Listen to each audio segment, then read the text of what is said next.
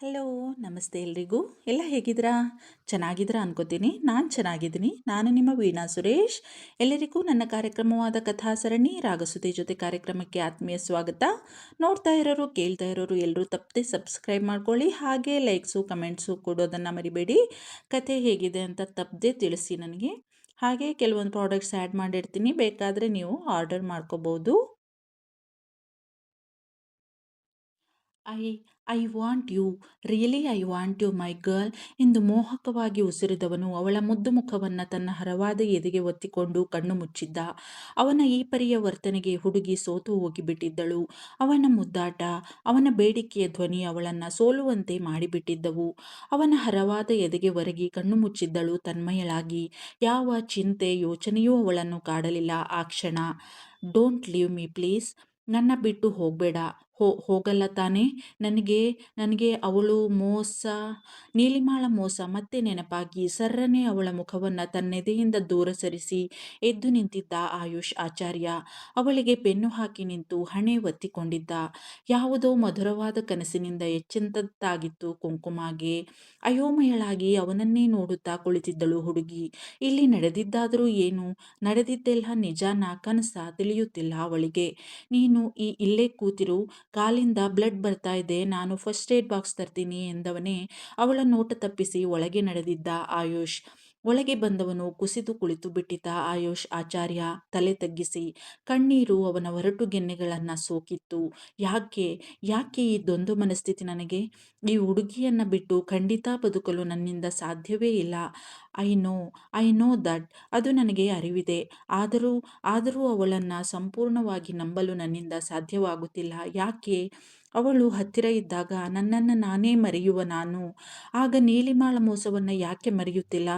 ಕಣ್ಮುಂದೆ ಮತ್ತದೇ ಮೋಸ ಸುಳಿದು ನನ್ನ ಜೀವ ಹಿಂಡುತ್ತಿದೆ ಯಾಕೆ? ಛೇ, ಬಿಕ್ಕಿದ ಆಯುಷ್. ನನಗೆ ನನಗೆ ಈ ಹುಡುಗಿಯನ್ನು ಹತ್ತಿರ ಸೇರಿಸಲು ಆಗುತ್ತಿಲ್ಲ, ದೂರ ಇರಿಸಲು ಆಗುತ್ತಿಲ್ಲ. ಪ್ರತಿದಿನ ಪ್ರತಿ ಕ್ಷಣ ಸತ್ತು ಸತ್ತು ಬದುಕುತ್ತಿದ್ದೇನೆ ನಾನು. ಆದರೆ ಒಂದಂತೂ ಸತ್ಯ, ಈ ಹುಡುಗಿ ನನ್ನಿಂದ ದೂರವಾದರೆ ನೋನೋ, ನನ್ನಿಂದ ಅವಳು ದೂರವಾಗುವುದನ್ನು ಊಹಿಸಲು ಕೂಡ ಸಾಧ್ಯವಿಲ್ಲ. ನಾನು ನಾನು ಹಿಂದಿನ ಘಟನೆಗಳನ್ನು ಹೇಗಾದರೂ ಮಾಡಿ ಮರೆಯಲೇಬೇಕು. ಇಲ್ಲದಿದ್ದರೆ ಈ ಹುಡುಗಿ ನನ್ನಿಂದ ದೂರವಾಗುವುದು ಗ್ಯಾರಂಟಿ. ಹಾಗಾಗಕೂಡದು. I want her at any cost. ನನಗೆ ಅವಳು ಬೇಕೇ ಬೇಕು, ಬೇಕೇ ಬೇಕು, ಯಾವುದೇ ಪರಿಸ್ಥಿತಿಯಲ್ಲೂ ಕೂಡ. Yes, I like her and I want her. ನಿರ್ಧರಿಸಿಕೊಂಡ ಮೇಲೆಯೇ ಕೊಂಚ ಸಮಾಧಾನ ಆಗಿದ್ದು ಅವನಿಗೆ. ಕುಳಿತಲ್ಲಿಂದ ಎದ್ದು ಅಲ್ಲಿಯೇ ಟೇಬಲ್ ಡ್ರಾವರ್ ಒಳಗೆ ಇದ್ದ ಫಸ್ಟ್ ಏಡ್ ಬಾಕ್ಸ್ ಎತ್ತಿಕೊಂಡು ಹೊರಗೆ ಹೊರಟಿದ್ದ ಆಯುಷ್. ಏನೊಂದು ಅರ್ಥವಾಗದೆ ಅಯೋಮಯಳಾಗಿ ಕುಳಿತು ಬಿಟ್ಟಿದ್ದಳು ಕುಂಕುಮ. ಅವನ ಅಪ್ಪುಗೆ, ಅವನ ಮುದ್ದಾಟ ಎಲ್ಲವೂ ಮತ್ತೆ ಮತ್ತೆ ನೆನಪಾಗಿ ಹುಚ್ಚು ಹಿಡಿದಂತಾಗಿತ್ತು ಅವಳಿಗೆ. ಯಾಕೆ ಯಾಕೆ ಹಿಂಗೆಲ್ಲ ಮಾಡಿ ನನಗೆ ಹುಚ್ಚು ಹಿಡಿಸ್ತಾವ್ರೆ ಈ ಸಾಮ್ರಾಟ್ರು? ನನ್ನ ಇಂಚಿಂಚಾಗಿ ಸಾಯಿಸ್ತಾವ್ರೆ ಯಾಕೆ? ನಾನಾದರೂ ಯಾಕೆ ಅವರ ಕೈಯಲ್ಲಿ ಆಡುವ ಕೈಗೊಂಬೆ ಆಗ್ಬಿಡ್ತೀನಿ? ಯಾಕೆ ಅವರಿಗೆ ಪದೇ ಪದೇ ಸೋತು ಹೋಗ್ತೀನಿ? ಅವರು ಅವರು ನನ್ನಂಥವರಿಗೆ ಕೈಗೆ ಎಟುಕದಷ್ಟು ಮೇಲಿದ್ದಾರೆ. ಎಲ್ಲ ವಿಷಯದಲ್ಲೂ ನಾನು ಇಲ್ಲಸಲ್ಲದ ಭಾವನೆಗಳನ್ನು ಅವರ ಬಗ್ಗೆ ಬೆಳೆಸಿಕೊಳ್ಬಾರ್ದು ಅಂತ ನನ್ನ ಕೈಲಾದಷ್ಟು ಅವರಿಂದ ದೂರ ಇರಲು, ಅವರಿಂದ ಅಂತರ ಕಾಯ್ದುಕೊಳ್ಳಲು ಶಕ್ತಿ ಮೀರಿ ಪ್ರಯತ್ನ ಪಡ್ತೀನಿ. ಆದರೆ ಆದರೆ ಅವರು ಅವರು ನನ್ನೆಲ್ಲ ಪ್ರಯತ್ನಗಳನ್ನು ಕ್ಷಣ ಮಾತ್ರದಲ್ಲಿ ಮಣ್ಣುಪಾಲು ಮಾಡ್ತಾ ಇದ್ದಾರೆ. ಆದರೂ ಅವರು ಅದ್ಯಾಕೆ ನನ್ನ ಹತ್ತಿರ ಆಪರಿ ಬೇಡಿಕೊಳ್ಳೋದು, ನನ್ನ ನನ್ನ ಮನಸಾರೆ ಮುದ್ದಾಡೋದು, ಆಮೇಲೆ ಆಮೇಲೆ ಏನೂ ನಡೆದೇ ಇಲ್ಲ, ನಾನ್ಯಾರೋ ಅವ್ರ್ಯಾರೋ ಅನ್ನೋ ಹಾಗೆ ನಡ್ಕೊಳ್ಳೋದು? ಅಸಲಿಗೆ ಅವರಿಗೆ ಬೇಕಾಗಿರೋದಾದರೂ ಏನು? ನನ್ನ ಪ್ರೀತಿನ ಅಥವಾ ನನ್ನ ನನ್ನ ದೇಹನ? ಯೋಚನೆಗೆ ಬೆಚ್ಚಿ ಹೋದಳು ಕುಂಕುಮ. ಬೆವರಿ ಹೋದಳು ಕುಳಿತಲ್ಲೇ. ಇಲ್ಲ ಇಲ್ಲ, ನಾನು ನಾನು ಅಂಥೋಳಲ್ಲ. ನಾನು ಹಾಗಾಗಲು ಖಂಡಿತ ಬಿಡಲ್ಲ. ನನಗೆ ಅಂತಹ ಯೋಚನೆಯಿಂದಲೇ ಸಾಯುವಷ್ಟು ನೋವಾಗ್ತಾ ಇದೆ. ಇನ್ನೊಂದ್ಸಲ ನಂತಾವು ಅಂತ ಮಾತಾಡಿದ್ರೆ ಆಗದೆ ದೊರೆಗೆ ಸರಿಯಾಗಿ ಅಂದುಬಿಡ್ತೀನಿ ಅಷ್ಟೇಯ. ಏನಂತ ಅನ್ಕೊಂಬಿಟ್ಟವ್ರೆ ನನ್ನ? ನಾನು ಅನಾಥೆ, ಯಾರೂ ಇಲ್ಲ, ಹೆಂಗಾರ ಮಾತಾಡ್ಬೋದು, ನಡ್ಕೋಬೋದು ಅಂತನಾ? ನಾನು ಸುಮ್ಮನಿರ ಮಗಳೇ ಅಲ್ಲ ಹಾಗೆಲ್ಲ ಮಾಡಿದ್ರೆ. ಮುಖದ ಮೇಲಿದ್ದ ಬೆವರು ಒರೆಸಿಕೊಂಡಳು. ಅವನ ಪಿಸುಮಾತು, ಆ ಮತ್ತೇರಿಸುವ ಧ್ವನಿಯಲ್ಲಿ ಇದ್ದ ಬೇಡಿಕೆ ಎಲ್ಲವೂ ನೆನಪಾಗಿತ್ತು ಅವಳಿಗೆ. ಏನಂದ್ರು ದೊರೆನಂತಾವು? ಐ ವಾಂಟ್ ಯು, ನನಗೆ ನೀನು ಬೇಕು, ಬೇಕೇ ಬೇಕು ಅಂತ ತಾನೆ? ಹಂಗಂದ್ರೆ ಏನರ್ಥ? ಅವರಿಗೆ ನನ್ನ ದೇಹ ಸರ್ರನ್ನೇ ಎದ್ದು ನಿಂತಿದ್ದಳು ಹುಡುಗಿ ಭಯ ಗಾಬರಿಯಿಂದ. ಮೊದಲು ಇಲ್ಲಿಂದ ಹೋಗ್ಬೇಕು ನಾನು, ದೊರೆಯಿಂದ ಆದಷ್ಟು ದೂರ ಇರಬೇಕು. ಇದೇ ಅವಳ ಮನಸ್ಸಿನಲ್ಲಿ ಇದ್ದದ್ದು ಆ ಕ್ಷಣ. ಕಾಲು ನೋವಿನಿಂದ ನಿಲ್ಲಲಾಗದೆ ಬೀಳುತ್ತಿದ್ದವಳನ್ನ ಬಳಸಿ ಹಿಡಿದಿದ್ದ ಆಯುಷ್ ಆಚಾರ್ಯ. ಯಾರಿಂದ ದೂರ ಓಡಲು ಬಯಸುತ್ತಿದ್ದಳೋ ಅವನದೇ ತೋಳಲ್ಲಿ ಸೆರೆಯಾಗಿದ್ದಳು ಹುಡುಗಿ. ಗಾಬರಿಯಾದಳು ಮತ್ತು ಅವನ ತೋಳಿನಿಂದ ಹೊರಬರಲು ಕೊಸರಾಡತೊಡಗಿದ್ದಳು. ಕಾಲಿಗೆ ಗಾಯ ಆಗಿದೆ, ರಕ್ತ ಸೋರ್ತಾ ಇದೆ. ಒಂದು ಕಡೆ ಕೂತ್ಕೊಂಡು ಇರಬೇಕು ಅಂತ ಗೊತ್ತಾಗಲ್ವಾ? ಹಾಂ, ಓ, ಹುಡುಗನ್ನ ನೋಡೋಕ್ಕೆ ಹೋಗ್ಬೇಕೇನೋ ಅಲ್ವಾ ಎಂದು ಹುಬ್ಬು ಹಾರಿಸಿ ಕಣ್ಣು ಮಿಟುಕಿಸಿ ಮುಗುಳ್ನಕ್ಕಿದ್ದ ಬೇಕೆಂದೇ ಅವಳನ್ನ ರೇಗಿಸಿ, ಸುಮ್ಮನೆ ಇರು, ಸ್ವಲ್ಪ ಹೊತ್ತು ಕೊಸರಾಡಬೇಡ ಹೀಗೆ. ಫಸ್ಟ್ ಏಡ್ ಬಾಕ್ಸ್ ತಂದಿದ್ದೀನಿ, ರಕ್ತ ಸೋರ್ದಂಗೆ ಬ್ಯಾಂಡೇಜ್ ಮಾಡ್ತೀನಿ, ಆಮೇಲೆ ಅದೆಲ್ಲಿ ಹೋಗ್ಬೇಕು ಹೋಗು, ಯಾರನ್ನ ನೋಡಬೇಕು ಅವರನ್ನ ನೋಡು ಹೋಗಿ ಎಂದವನೇ ಅವಳನ್ನ ಎತ್ತಿ ಮತ್ತೆ ಕಾಟ್ ಮೇಲೆ ಕೂರಿಸಿದ್ದ ಆಯುಷ್ ಆಚಾರ್ಯ. ಮೊದಲೇ ಕೋಪ, ನೋವು, ಅಸಹನೆ ಮತ್ಯಾವುದೋ ಅರಿಯದ ಭಾವನೆಗಳಿಂದ ಸೋತು ಹೋಗಿದ್ದ ಹುಡುಗಿಗೆ ಅವನ ಮಾತುಗಳಿಂದ ಕಣ್ಣೀರಿನ ಜೊತೆಗೆ ಕೋಪವೂ ಏರಿಬಿಟ್ಟಿತ್ತು ಸರ್ರನೆ. ತನ್ನನ್ನ ಕಾಟ್ ಮೇಲೆ ಕೂರಿಸಿ ತನ್ನ ಸನಿಹದಿಂದ ಹಿಂದೆ ಸರಿಯುತ್ತಿದ್ದವನ ಕೊರಳ ಪಟ್ಟಿ ಹಿಡಿದು ಬಿಟ್ಟಿದ್ದಳು. ಯಾಕೆ ಯಾಕೆ ಹೇಗೆ ನನ್ನ ಸತಾಯಿಸ್ತಾ ಇದ್ದೀರಾ? ನನಗೆ ನನಗೆ ಏನಾಗ್ತಾ ಇದೆ ಅಂತ ನನಗೇ ತಿಳಿಯದ ಸ್ಥಿತಿ ತಲುಪಿಬಿಟ್ಟಿದ್ದೀನಿ ನಾನು. ಎಲ್ಲ ನಿಮ್ಮಿಂದ. ನನ್ನನ್ನು ಯಾಕೆ ಹಿಂಗೆ ನಡೆಸ್ಕೋತಾ ಇದ್ದೀರಾ? ಹಾಂ, ಹೇಳಿ ಬಿಕ್ಕಿದ್ದಳು ಹುಡುಗಿ. ಆದರೆ ತನ್ನ ಮಾತು ಮುಂದುವರಿಸಿದ್ದಳು. ನೀವು ಶ್ರೀಮಂತರು ಸರ್, ನೀವು ಹೇಗೆ ನಡ್ಕೊಂಡ್ರೂ ನಡೀತದೆ. ಆದರೆ ನಿಮಗೆ ಆ ಮೋಹ ಇದ್ದಾಳೆ. ನೀವು ಅವಳನ್ನೇ ತಾನೇ ಪ್ರೀತಿಸೋದು. ಮತ್ತ್ಯಾಕೆ ನನ್ನ ಹಿಂಗೆ ಸಾಯಿಸೋದು ನೀವು? ನಾನು ಬಡವಳು, ಅನಾಥೆ. ನನಗೆ ನನ್ನ ಮಾನವೇ ಮುಖ್ಯ. ಮಾನ ಹೋದರೆ ಪ್ರಾಣವೇ ಹೋದ ಹಾಗೆ ನನಗೆ. ಏನಂದ್ರಿ ನೀವು? ನನಗೆ ನೀನು ಬೇಕು ಅಂತ ಅಲ್ವಾ? ಏನು ಏನು ಆ ಮಾತಿನ ಅರ್ಥ? ನಿಮಗೆ ನನ್ನ ದೇಹ ಬೇಕಾ? ಅವಳ ಮಾತಿನಿಂದ ಬೇಸರದ ಜೊತೆಗೆ ಅಸಾಧ್ಯ ಕೋಪ ಬಂದಿತ್ತು ಅವನಿಗೆ. ತಾನೇನು ಮಾಡುತ್ತಿದ್ದೇನೆ ಅನ್ನುವುದು ಅವನಿಗೆ ಅರಿವಿಗೂ ಬರುತ್ತಿಲ್ಲ. What what rubbish. ನನಗೆ ನಿನ್ನ ದೇಹ ಬೇಕಾದರೆ ಅದನ್ನು ನನ್ನ ಕೈವಶ ಮಾಡ್ಕೊಳ್ಳೋದಕ್ಕೆ ಎಷ್ಟು ಹೊತ್ತು ನನಗೆ? ಹಾಂ, ನಾನು ಅಂಥವನು ಅಂತ ಅದು ಹೇಗೆ ಅನ್ನಿಸ್ತು ಹುಡುಗಿ? ನಿನ್ನ ಬಾಯಿಂದ ಇಂತಹ ಮಾತನ್ನು ನಾನು ಎಕ್ಸ್ಪೆಕ್ಟ್ ಮಾಡಿರಲಿಲ್ಲ. Get lost from here. ಅವಳ ಮುಖವನ್ನು ದೂಡಿ ಅವಳಿಗೆ ಬೆನ್ನು ಹಾಕಿ ನಿಂತು ಕಣ್ಣೀರು ಒರೆಸಿಕೊಂಡಿದ್ದ ಆಯುಷ್. ಅವಳು ಬಿಕ್ಕಳಿಸಿ ಅಳುತ್ತಿದ್ದಳು. ಇವನ ಮನಸ್ಸಿಗೂ ಬಹಳ ನೋವಾಗಿತ್ತು. ಈ ಹುಡುಗಿ ನನ್ನನ್ನು ಅರ್ಥ ಮಾಡಿಕೊಂಡಿಲ್ಲವಲ್ಲ. ನಾನು ಏನೇನೋ ಅಂದುಕೊಂಡು ಬಂದರೆ ಇವಳು ಛೇ. ಹುಬ್ಬು ತೀಡಿಕೊಂಡಿದ್ದ ನೋವಿನಲ್ಲೇ ಎದ್ದು ನಡೆಯತೊಡಗಿದ್ದಳು ಕುಂಕುಮ ಕಣ್ಣೀರು ಸುರಿಸುತ್ತಲೇ. 1 ಮಿನಿಟ್. ಗಂಭೀರ ಧ್ವನಿ. ಥಟ್ಟನೆ ನಿಂತಳು ಹುಡುಗಿ.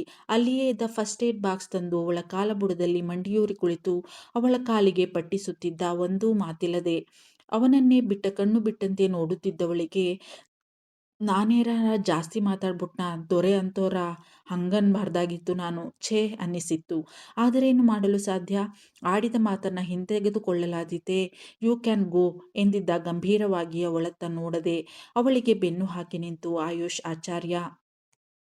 ಅವನು ತನ್ನತ್ತ ಒಂದು ನೋಟವನ್ನೂ ಸಹ ಬೀರದೇ ಇದ್ದಿದ್ದನ್ನ ಯಾಕೋ ಸಹಿಸಲು ಆಗಿರಲಿಲ್ಲ ಅವಳಿಂದ. ನಾನು ಹಾಗೆಲ್ಲ ಅನ್ಬಾರ್ದಾಗಿತ್ತು. ದೊರೆ ಅಂಥೋರಲ್ಲ ಅಂತವ ನನಗೂ ಗೊತ್ತದೆ ಅಲ್ವಾ? ಆದರೆ ನಾನು ಅಂದಿರೋದಾದ್ರೆ ನನ್ನ ತಪ್ಪೇನಿದೆ? ಅವರು ಕೇಳ್ತಿರೋದೇ ಹಂಗದೆ ಅಲ್ವಾ? ನೀನು ನನಗೆ ಬೇಕು ಅಂತಂದರೆ ಯಾರಾರ ಏನು ಅರ್ಥ ಮಾಡ್ಕೊಂಡಾರು? ಯಾವ ಹುಡುಗಿನಾರ ಹಾಗೆ ಅಲ್ವಾ ಅನ್ಕೊಳ್ಳೋದು? ಅದಕ್ಕೂ ನನ್ನ ಮೇಲೆ ಕೋಪ ಮಾಡ್ಕೊತಾವ್ರೆ ಮನುಷ್ಯ ಯೋಚಿಸುತ್ತಾ ನಿಂತೇ ಇದ್ದಳು ಕುಂಕುಮ. ಅವನಂತೂ ಅವಳತ್ತ ನೋಡುವ ಕಷ್ಟ ತೆಗೆದುಕೊಳ್ಳುತ್ತಿದ್ಲ. ಅವಳತ್ತ ಬೆನ್ನು ಹಾಕಿ ಜೇಬಿನಲ್ಲಿ ಕೈ ತೂರಿಸಿ ಎತ್ತಲೋ ನೋಡುತ್ತಾ ನಿಂತು ಬಿಟ್ಟಿದ್ದ ಆಯುಷ್. ಅವಳಂದ ಮಾತು ಅವನ ಮನಸ್ಸಿಗೆ ತೀರಾ ನೋವು ನೀಡಿತ್ತು. Yes, I don't want anybody. ನನಗೆ ಯಾರೂ ಬೇಡ. ನಾನು ಈ ಮೊದಲು ಇದ್ದಿದ್ದೇ ಸರಿ. ನನ್ನ ಯೋಚನೆಯೇ ಸರಿ. ಯಾವ ಹುಡುಗಿಯರನ್ನು ಕೂಡ ನಂಬಬಾರದು. ಒಬ್ಬೊಬ್ಬರು ಒಂದೊಂದು ಥರದಲ್ಲಿ ನಮಗೆ ನೋವು ಕೊಡುವವರೇ. ಈ ಹುಡುಗಿಯೂ ಅದಕ್ಕೆ ಹೊರತಲ್ಲ. ಯಾಕೋ ಕಣ್ಣು ಮಂಜಾಗಿತ್ತು ಅವನಿಗೆ. ನನಗೆ ಅವಳ ಮೇಲೆ ಕೋಪ ಬರುತ್ತಿಲ್ಲ. ಆದರೆ ಅವಳು ನೀನು ನನ್ನ ದೇಹವನ್ನು ಬಯಸ್ತಾ ಇದೆಯಾ ಎಂದಿದ್ದು ಸಹಿಸಲಾರದ ಯಾತನೆ ನೀಡುತ್ತಿದೆ ನನಗೆ. ನನ್ನನ್ನು ಇವಳು ಇಷ್ಟೇ ಅರ್ಥ ಮಾಡಿಕೊಂಡಿರೋದಾ? ನನಗೆ ಇವಳ ದೇಹವೊಂದೇ ಬೇಕು ಅಂತಿದ್ದರೆ ಇವಳು ಎಷ್ಟು ಸಲ ನನಗೆ ಒಂಟಿಯಾಗಿ ಸಿಕ್ಕಿಲ್ಲ? ಎಷ್ಟು ಹೊತ್ತು ಬೇಕು ನನಗೆ ಇವಳನ್ನು ನನ್ನ ಕೈವಶ ಮಾಡಿಕೊಳ್ಳೋದಕ್ಕೆ? ಛೀ, ಇಂತಹ ಅಸಹ್ಯದ ಯೋಚನೆ ನನ್ನ ಬಗ್ಗೆ ಈ ಹುಡುಗಿಯದು. ಕಣ್ಣು ಒತ್ತಿಕೊಂಡಿದ್ದ ಆಯುಷ್. ಅರೆ ಇದೆಂತ? ನೀವು ಯಾವಾಗ ಇಲ್ಲಿಗೆ ಬಂದಿದ್ದು ಮರ್ರೆ? ಆಗಲೇ ಮನೆಯ ಸಾಮಾನು ಸೇರಿಸಬೇಕು ಅಂತೇಳಿ ಹೋಗಿದ್ದಲ್ಲವಾ ನೀವು? ಆಯಿತಾ ಎಲ್ಲ ಸೇರಿಸಿ? ಓ, ನಾನು ಹೊರಗೆ ಹೋದಾಗ ಬಂದಿರಬೇಕು ನೀವು. ನಮ್ಮ ಬಂಗಾರಿ ನಿಮ್ಮ ಗೆಳತಿ ಹತ್ತಿರ ಉಂಟಾ? ಇದೆಂತ? ಇಲ್ಲೆಲ್ಲ ಗ್ಲಾಸು ಹರಡಿ ಉಂಟಲ್ಲ, ಎಂತ ಆಯಿತು? ಎಂದಿದ್ದ. ಆಗ ತಾನೇ ಆಯುಷ್ನ ರೂಮಿಗೆ ಬರುತ್ತಿದ್ದ ಜಾನಿ. ಅದು ಗ್ಲಾಸು ಬಿತ್ತು ಕೈಜಾರಿ ಸರ್. ನನ್ನ ಫ್ರೆಂಡ್ ಸೇರಿಸ್ತಾ ಇದ್ದಾಳೆ ಎಲ್ಲಾನು. ನಾನು ಆಯುಷ್ ಸರ್ ಆರೋಗ್ಯ ವಿಚಾರಿಸದೆ ಹೋಗ್ಬಿಟ್ಟಿದ್ದೆ. ಆಮೇಲೆ ನೆನಪಾಯಿತು. ಅದಕ್ಕೆ ಗೊಂಬೆನ ಅಲ್ಲಿ ನನ್ನ ಫ್ರೆಂಡ್ ಜೊತೆ ಬಿಟ್ಟು ಬಂದೆ ಎಂದಿದ್ದಳು ಸೋತ ಧ್ವನಿಯಲ್ಲಿ ಕುಂಕುಮ. ಈಗ ಇತ್ತ ತಿರುಗಿದ್ದ ಆಯುಷ್, ಆದರೆ ಅವಳತ್ತ ನೋಡಲಿಲ್ಲ. ಜಾನಿ, ನನಗೆ ನನ್ನ ಮಗಳಿಗೆ ನಮಗೆ ನಾವೇ, ಬೇರೆ ಯಾರೂ ಇಲ್ಲ ಅನ್ನೋದು ಚೆನ್ನಾಗಿ ಗೊತ್ತು. ನಮಗೆ ಯಾರೂ ಬೇಕಾಗಿಯೂ ಇಲ್ಲ. ಹಾಗೆ ಯಾರೂ ನನ್ನ ಆರೋಗ್ಯ ವಿಚಾರಿಸೋದು ಬೇಕಾಗಿಲ್ಲ. ನನಗೆ ಏನಾದರೂ ಅನುಭವಿಸೋಕೆ ನಾನು ರೆಡಿ ಇದ್ದೀನಿ. ಬೇರೆಯವರಿಗೆ ತೊಂದರೆ ಯಾಕೆ ಕೊಡೋದು? ಆಮೇಲೆ ಅವರು ಬರೋದು, ನಮ್ಮ ಸೇವೆ ಮಾಡೋದು, ನಮ್ಮ ಬಗ್ಗೆ ಬಾಯಿಗೆ ಬಂದಿದ್ದನ್ನೆಲ್ಲ ಮಾತಾಡೋದು ಯಾಕೆ ಬೇಕು ಹೇಳು? ನೀನೊಬ್ಬ ಇದೆಯಲ್ಲ, ಸಾಕು ನಮಗೆ. ಹೋಗು ಜಾನಿ, ಹೋಗಿ ನಮ್ಮ ಬಂಗಾರಿನ ಕರ್ಕೊಂಡು ಬಾ. ಅವರಿಗೆಲ್ಲ ಕಷ್ಟ ಬೇಡ ಎಂದಿದ್ದ ಕಟುವಾಗಿ ಆಯುಷ್. ಅವನ ಮಾತು ಕೇಳಿದವಳಿಗೆ ಕಣ್ಣೀರು ಕೆನ್ನೆ ಸೋಕಿತು. ಹಂಗಾರೆ ನನ್ನ ಮಾತಿನಿಂದ ದೊರೆಗೆ ಅಷ್ಟು ನೋವಾಗೈತಾ? ಮತ್ತೆ ನೋವಾಗದೇ ಇರುತ್ತಾ? ನನ್ನ ಮಾತೇ ಹಂಗಿತ್ತು ಅಲ್ವಾ? ಅವರ ಚಾರಿತ್ರ್ಯವನ್ನೇ ನಾನು ಅನುಮಾನದಿಂದ ನೋಡಿದ್ದೀನಿ. ಅದೇ ಅದೇ ನನ್ನಿಂದ ಆದ ತಪ್ಪು. ಛೇ, ನನಗೆ ಅದ್ಯಾವ ಮಂಕು ಕವಿದಿತ್ತೋ ಹಾಗೆಲ್ಲ ಅಂದ್ಬಿಟ್ನಲ್ಲ. ಏನು ಮಾಡಲಿ ನಾನೀಗ? ಹೆಂಗೆ ಸಮಾಧಾನ ಮಾಡೋದು ದೊರೆಗೆ? ತಾನಾಡಿದ ಮಾತಿಗೆ ಅವಳಿಗೇ ಪಶ್ಚಾತ್ತಾಪವಾಗಿತ್ತು. ಆದರೆ ಈಗ ಪರಿಸ್ಥಿತಿ ಕೈಮೀರಿ ಹೋಗಿತ್ತು. ಇದೆಂತಕ್ಕೆ ಅಣ್ಣ ಹಿಂಗೆಲ್ಲ ಮಾತಾಡೋದು ಮಾರಾಯ ನೀನು? ಈಗ ಯಾರು ಎಂತ ಹೇಳಿದ್ದು ಅಂತ? ಹೌದು, ನೀನೆಂತಕ್ಕೆ ಎದ್ದಿದ್ದು ಈಗ? ಮಲಗಿ ಆರಾಮ ಮಾಡುವುದಲ್ಲವಾ? ಇವರು ಪಾಪ, ನೀನು ಅಲ್ಲಿ ತೋಟದಲ್ಲಿ ಎಚ್ಚರ ತಪ್ಪಿ ಬಿದ್ದಾಗ ಎಷ್ಟು ಗಾಬರಿ ಆಗಿದ್ರು ಗೊತ್ತುಂಟ ಅಣ್ಣ? ಅದಕ್ಕೆ ಹೆದರಿಕೆ ಆಗಿ ನಿನ್ನ ನೋಡಿ ಹೋಗ್ಲಿಕ್ಕೆ ಬಂದಿರ್ತಾರೆ. ಮತ್ತೆ ಎಂತ ಗೊತ್ತುಂಟಾ? ನೀನು ಜ್ವರ ಬಂದು ಮಲಗಿದಾಗಲೂ ಅಷ್ಟೇ ನಿನ್ನ ಹಣೆಗೆ ತಣ್ಣೀರು ಪಟ್ಟಿ ಹಾಕಿ ನಿನ್ನ ಚಂದ ನೋಡ್ಕೊಂಡಿದ್ರು ಮಾರಾಯ. ಇವರೇ ಅಲ್ಲವಾ ನಿನಗೆ ಇಂಜೆಕ್ಷನ್ ಎಲ್ಲ ಕೊಟ್ಟಿದ್ದು? ಇವರು ಇಲ್ಲ ಅಂದಿದ್ದರೆ ನನಗಂತೂ ಕೈಕಾಲೇ ಆಡ್ತಾ ಇರಲಿಲ್ಲ ಅಣ್ಣ. ನಮ್ಮ ಡಾಕ್ಟರ್ ಬೇರೆ ಊರಲ್ಲಿ ಇಲ್ಲ. ಎಂತ ಮಾಡೋದಾಗಿತ್ತು ನಾನು? ನೀನು ಹೇಳಿದ ಹಾಗೆ ಇವರಂತೂ ಇಲ್ಲ ಅಣ್ಣ. ಒಳ್ಳೆ ಜನ ಇವರು. ಹೇಳಿಬಿಟ್ಟಿದ್ದ ಜಾನಿ ತನ್ನ ಮನಸ್ಸಿನಲ್ಲಿ ಇದ್ದಿದ್ದನ್ನ. ಅವನ ಮಾತು ಕೇಳಿದವನಿಗೆ ಏನೆನಿಸಿತೋ ಅವಳನ್ನೇ ದೀರ್ಘವಾಗಿ ನೋಡಿದ್ದ. ಮುಖದಲ್ಲಿ ಯಾವ ಭಾವನೆಯೂ ಇರಲಿಲ್ಲ. ನಿರ್ಭಾವುಕನಾಗಿ ನೋಡಿದ್ದ. ಹೌದಾ ಜಾನಿ? ಏನೋ, ಯಾರ ಮನಸ್ಸಿನಲ್ಲಿ ಏನಿದೆಯೋ ಯಾರಿಗೆ ಗೊತ್ತು ಅಲ್ವಾ?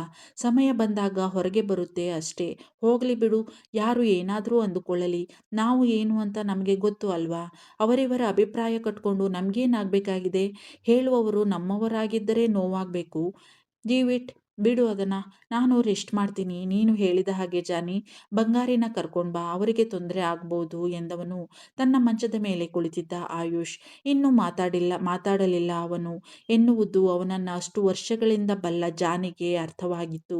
ಕುಂಕುಮಾಳತ್ತ ನೋಡಿ ನಡೀರಿ ಎಂದಿದ್ದ ಅವನು. ಬೇರೇನೂ ತೋಚದೆ ಮನಸ್ಸು ತಡೆಯದೆ ಅವನತ್ತ ಒಮ್ಮೆ ನೋಡಿ ಹೊರಗೆ ಹೆಜ್ಜೆ ಹಾಕಿದ್ದಳು ನೋವಿನಿಂದ ಮುಖ ಹಿಂಡುತ್ತಲೇ ಹುಡುಗಿ. ಅವಳನ್ನೇ ಕಡೆಗಣ್ಣಿನಿಂದ ನೋಡುತ್ತಿದ್ದ ಆಯುಷ್ಗೆ ಅವಳ ಮುಖ ನೋಡಿ ಅವಳ ನೋವಿನ ಅಂದಾಜಾಗಿತ್ತು. ಅವನಿಗೂ ಸಂಕಟವೇ ಅವಳಿಗೆ ನೋವಾದ್ರೆ, ಆದರೆ ಈಗ ಅವನಿಗೂ ನೋವಾಗಿತ್ತಲ್ಲ ಅವಳ ಮಾತಿನಿಂದ. ದಿಂಬಿಗೆ ತಲೆ ಕೊಟ್ಟು ಹಣೆಯ ಮೇಲೆ ಕೈಯಿಟ್ಟು ಸುಮ್ಮನೆ ಮಲಗಿದ್ದ ಸೂರು ನೋಡುತ್ತಾ ಆಯುಷ್ ಆಚಾರ್ಯ. ಇದೆಂತ? ಗಾಯ ಆಗುಂಟಾ ನಿಮ್ಮ ಕಾಲಿಗೆ? ಹೇಗೆ ಆಗಿದ್ದು? ಓ, ಗ್ಲಾಸು ಚುಚ್ಚಿದ್ದ? ಥೋ, ಎಂತ ಗ್ರಾಚಾರ ಮಾರ್ರೆ. ಹುಷಾರಾಗಿ ಹೋಗಿ ಆಯಿತಾ? ನಮ್ಮ ಬಂಗಾರಿನ ನಾನೇ ಕರೆದುಕೊಂಡು ಬರ್ತೇನೆ ಇನ್ನು ಸ್ವಲ್ಪ ಹೊತ್ತಿಗೆ. ಮತ್ತೆ ನೀವು ಬರುವುದೆಂತ ಬೇಡ ಆಯಿತಾ? ಎಂದಿದ್ದ ತನ್ನ ರೂಮಿನತ್ತ ಹೊರಟಿದ್ದ ಹುಡುಗಿಯ ಹತ್ತಿರ ಜಾನಿ. ತನ್ನದೇ ಚಿಂತೆಯಲ್ಲಿ ಮೈಮರೆತಿದ್ದವಳು ಸರಿ ಎಂಬಂತೆ ತಲೆ ಅಲ್ಲಾಡಿಸಿದ್ದಳು. ಒಂದೂ ಮಾತಿಲ್ಲದೆ ಕುಂಕುಮ. ಬರಿದೇ ತಲೆಯಾಡಿಸಿ ಹೊರಟು ಬಿಟ್ಟಿದ್ದಳು ಹುಡುಗಿ ತಲೆ ತಗ್ಗಿಸಿ. ರೂಮಿನ ಒಳಗೆ ಬಂದವಳೆ ದೊಪ್ಪನೆ ನೆಲದ ಮೇಲೆ ಕುಸಿದು ಕುಳಿತಿದ್ದಳು ಕುಂಕುಮ. ಎರಡೂ ಕೈಗಳಿಂದ ಮುಖ ಮುಚ್ಚಿಕೊಂಡು ಅಲ್ಲಿಯೇ ಆಟವಾಡುತ್ತಿದ್ದ ತನ್ನ ಗೊಂಬೆಯನ್ನ ಸಹ ಮಾತನಾಡಿಸದೆ ನೋಡಿದ ಮಂದಾರ ಗಾಬರಿಯಿಂದ ನಾಟ್ಯಾಳನ್ನ ಕರೆದುಕೊಂಡು ಇವಳತ್ತ ಬಂದಿದ್ದಳು. ಏ ಕುಂಕುಮ್, ಏನಾಯ್ತು ನಿನಗೆ? ಯಾಕೆ ಹಿಂಗಿದೆಯಾ? ಅರೆ, ಇದೇನು ಗಾಯನೇ? ಏನು ಮಾಡ್ಕೊಂಡು ಬಂದೆ? ದೇವ, ಒಂದೊಂದಲ್ಲ ಕಣೆ ನೀನು ಮಾಡ್ಕೊಳ್ಳೋದು. ನೋವಾಗ್ತಾ ಇದೆಯೇನೆ? ಮಾತಾಡೇ ಮಾರೈತಿ ಎನ್ನುತ್ತಾ ಅವಳ ಹೆಗಲು ಬಳಸಿದ್ದಳು ಮಂದಾರ. ಅವಳ ಕಾಲಿನ ಗಾಯ ನೋಡಿ ಗಾಬರಿಯಾಗಿತ್ತು ಅವಳಿಗೆ. ನಾಟ್ಯ ಕೂಡ ಅವಳ ಅಳು ನೋಡಿ ಅಳುಮುಖ ಮಾಡಿಕೊಂಡು ಅವಳ ಬೆನ್ನಿನ ಹಿಂದೆ ನಿಂತು ಅವಳ ಕೊರಳು ಬಳಸಿದ್ದಳು. ತಲೆ ಎತ್ತಿದವಳು ದೀರ್ಘವಾಗಿ ಇಬ್ಬರನ್ನೂ ತುಂಬಿದ ಕಂಗಳಿಂದ ದಿಟ್ಟಿಸಿ ಇಬ್ಬರನ್ನೂ ಅಪ್ಪಿ ಬಿಕ್ಕತೊಡಗಿದ್ದಳು ಹುಡುಗಿ. ಈಗಂತೂ ಇನ್ನೂ ಗಾಬರಿಯಾಗಿತ್ತು ಮಂದಾರಾಗೆ. ನಾಟ್ಯ ಕೂಡ ಸಣ್ಣಗೆ ರಾಗ ತೆಗೆಯತೊಡಗಿತ್ತು ತನ್ನ ಅಕ್ಕ ಅಳುವುದನ್ನು ನೋಡಿ. ಹೇ ಕುಂಕುಮ್, ಯಾಕೆ ಅಳ್ತಾ ಇದೆಯಾ? ತುಂಬ ನೋವಾಗ್ತಾ ಇದೆಯಾ? ಏನಾಯ್ತು? ಹೇಗಾಯ್ತು ಈ ಗಾಯ? ತುಂಬ ಬ್ಲಡ್ ಹೋಯ್ತಾ? ಯಾರು ಈ ಬ್ಯಾಂಡೇಜ್ ಮಾಡಿದ್ರು? ನೀನೇ ಮಾಡ್ಕಂಡ? ನೋವು ಜಾಸ್ತಿ ಇದ್ರೆ ಮಾತ್ರೆನಾರ ನುಂಗು. ನಿಂಗೆ ಗೊತ್ತಿರ್ತದಲ್ಲ ಯಾವ ಮಾತ್ರೆ ತಗೋಬೇಕು ಅಂತವಾ. ಪ್ಲೀಸ್ ಅಳ್ಬೇಡ ಕಣೆ. ನೋಡು ಅಲ್ಲಿ, ನಿನ್ನ ಅಳು ನೋಡ್ಬಿಟ್ಟು ಬಂಗಾರಿ ಕೂಡ ಅಳ್ತಾದೆ ಎನ್ನುತ್ತಾ ಅವಳ ಬೆನ್ನು ಸವರಿ ಗೆಳತಿಯನ್ನ ಸಮಾಧಾನ ಮಾಡುವ ಪ್ರಯತ್ನ ಮಾಡಿದ್ದಳು ಮಂದಾರ. ಸರಸರನೆ ಎರಡೂ ಕೈಗಳಿಂದ ಕಣ್ಣೀರು ಒರೆಸಿಕೊಳ್ಳುತ್ತಾ ತಲೆ ಎತ್ತಿದ್ದಳು ಕುಂಕುಮ. ಕಣ್ಣುಗಳು ಕೆಂಪಾಗಿ ಬಿಟ್ಟಿದ್ದವು ಅತ್ತು ಅತ್ತು. ಗೊಂಬೆ, ಇಲ್ಲಿ ನೋಡು ಬಂಗಾರಿ, ಅಕ್ಕ ಅಳ್ತಾ ಇಲ್ಲ ನೋಡು. ನೀನು ಗುಡ್ಗಲ್ ಥರ ಅಳೋದನ್ನು ಸ್ಟಾಪ್ ಮಾಡಬೇಕು. ನನ್ನ ಚಿನ್ನು ಬಂಗಾರಿ ಅಲ್ವಾ ನೀನು ಎನ್ನುತ್ತಾ ಅವಳನ್ನು ಮುದ್ದು ಮಾಡಿದ್ದಳು. ಕೆನ್ನೆಗೆ ಕಣ್ಣೀರು ಸೋಕುತ್ತಿದ್ದರು. ಅವಳನ್ನೇ ಕಣ್ಣು ಸಂಕುಚಿಸಿ ನೋಡಿದ್ದಳು ಸೂಕ್ಷ್ಮವಾಗಿ ಮಂದಾರ. ಅರಮನೆಯಲ್ಲಿ ಏನೋ ಆಗಿದೆ, ಅದಕ್ಕೆ ಹೇಗೆ ಅಳ್ತಾ ಇರೋದು ಹುಡುಗಿ. ಬರೀ ಕಾಲು ನೋವಿಗಂತೂ ಖಂಡಿತ ಅಲ್ಲ, ಆದರೆ ಏನಾಗಿರ್ಬೋದು ಎಂದುಕೊಳ್ಳುತ್ತಾ. ಏ ಕುಂಕುಮ್, ಏನಾಯ್ತು? ಯಾಕೆ ಎಷ್ಟು ದುಃಖ ಪಡ್ತಾ ಇದೆಯಾ? ಯಾರಾರ ಏನಾರ ಅಂದ್ರ ಅರಮನೆಯಾಗೆ, ಅದಕ್ಕೆ ಬೇಜಾರಾಗಿದೆಯಾ? ಹೇಳೆ ಎಂದು ಗೋಗರೆದಿದ್ದಳು ಮಂದಾರ ಗೆಳತಿ ಅಳುವುದನ್ನು ನೋಡಲಾರದೆ. ಮಂದ, ನಮಗೆ ನೋವಾದಾಗ ಹಿಂದು ಮುಂದು ಯೋಚಿಸದೆ ಮಾತಾಡಿಬಿಡ್ತೀವಿ. ಆ ಮಾತು ಎದುರುಗಡೆ ಇರೋರಿಗೆ ಎಷ್ಟು ನೋವು ಕೊಟ್ಟಿರ್ಬೋದು ಅಂತವ ಆ ಕ್ಷಣದಲ್ಲಿ ನಮಗೆ ಯೋಚನೆನೇ ಬಂದಿರಲ್ಲ. ಆಮೇಲೆ ಅನ್ನಿಸ್ತದೆ, ಛೇ, ನಾವು ಅಂತ ಮಾತನ್ನ ಆಡಬಾರ್ದಾಗಿತ್ತು ಅಂತವ. ಆದ್ರೇನು ಮಾಡೋದು, ಮಾತು ಆಡಿ ಆಗೋಗಿರ್ತದೆ ಅಲ್ವಾ. ಅದು ನಮ್ಮಿಂದ ಅನಿಸ್ಕಂಡ ಮನುಷ್ಯನ ಮನಸ್ಸಿಗೆ ಘಾಸಿ ಮಾಡಿ ಆಗೋಗ್ಬಿಟ್ಟಿರ್ತದೆ ಅಲ್ವಾ ಎಂದಿದ್ದಳು ನೋವಿನಿಂದಲೇ ಕುಂಕುಮ. ಈಗ ಯಾರು ಯಾರಿಗೆ ಏನಂದ್ರು ಅಂತವ ಹಿಂಗೆ ಮಾತಾಡ್ತಾ ಇದೆಯೇ? ನೀನು ಅಳ್ತಿರೋದು ನೋಡಿದ್ರೆ ನಿಂಗೆ ಯಾರಾರ ಏನಾರ ಅಂದಿರ್ತಾರೆ. ಆದ್ರೂ ಹಾಗೆಲ್ಲ ಹತ್ಕೊಂಡು ಕೂತ್ಕೊಳ್ಳೋ ಹುಡುಗಿ ಅಲ್ವಲ್ಲ ನೀನು. ಏನಂದ್ರು ಅಂಥ ಮಾತು ನಿನಗೆ ಯಾರು ಎಂದು ಕೇಳಿದ್ದಳು ಗೆಳತಿಯ ಹೆಗಲು ಬಳಸಿ ಮಂದಾರ. ನೀನು ಅನ್ಕೊಂಡಿರೋದು ತಪ್ಪು ಕಣೆ ಮಂದ. ನಾನೇಯ ಯಾರಿಗೋ ಏನೋ ಅಂದಿದ್ದು. ನನಗೆ ಅದೇನು ಬಡ್ದಿತ್ತೋ ಕಾಣೆ. ಏನೇನೋ ಮನ್ಸಿಗೆ ಬಂದಿದ್ನೆಲ್ಲನೂ ಒದರ್ಬಿಟ್ಟೆ ಕಣೆ ಮಂದ. ನನ್ನ ಮಾತಿಂದವ ಅವರಿಗೆ ನೋವಾಗ್ಬೋದು ಅಂತನೂ ನನ್ನ ಬುರುಡೆಗೆ ಹೊಳಿಲೇ ಇಲ್ಲ ಕಣೆ. ಛೇ, ಏನು ಮಾಡೋದು ಅಂತವ ಅರ್ಥನೇ ಆಯ್ತಾ ಇಲ್ಲ ಕಣ್ಮಂದ ಎಂದು ಮತ್ತೆ ಕಣ್ಣು ತುಂಬಿಕೊಂಡಿದ್ದಳು ಕುಂಕುಮ.